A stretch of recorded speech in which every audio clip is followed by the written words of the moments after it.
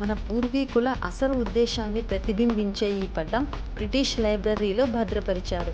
దీన్ని చూస్తే మనకు అర్థమవుతుంది, జీవితానికి పనికొచ్చే నైతిక విలువలు, కర్మ సిద్ధాంతం మరియు మన భావోద్వేగాలను నియంత్రించుకునే గొప్ప సాధనంగా రూపొందించిన అద్భుతమైన ఇండోర్ గేమ్ అని.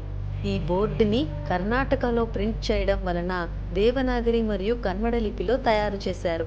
క్షుణ్ణంగా పరిశీలిస్తే ఇందులో నిచ్చెన లేదు, కేవలం పాములే ఉన్నాయి. కొన్ని పాములు పతనం వైపు తీసుకెళ్తే, కొన్ని ఉన్నతి వైపు తీసుకెళ్తాయి. ఇది తెలుసుకొని ఆడాలంటే ముందుగా ఏది ఉన్నతి, ఏది అధోగతి అని తెలుసుకోవాల్సి ఉంటుంది. దీనిలో మొదటి ఘడి పుట్టుకతో మొదలవుతుంది, తరువాత మాయ కమ్ముకుంటుంది, తర్వాత క్రోధము, లోభము, మోహము, కామము, మాత్సర్యము, ఇలా అన్ని దుర్గుణాలు ఒకటి తర్వాత ఒకటి వచ్చేస్తాయి. అలా ముందుకు వెళ్తున్న జీవుడి ప్రయాణంలో దయ అనే ఘడిలోకి వెళ్ళగానే స్వర్గలోకానికి తీసుకెళ్లే పాము వస్తుంది.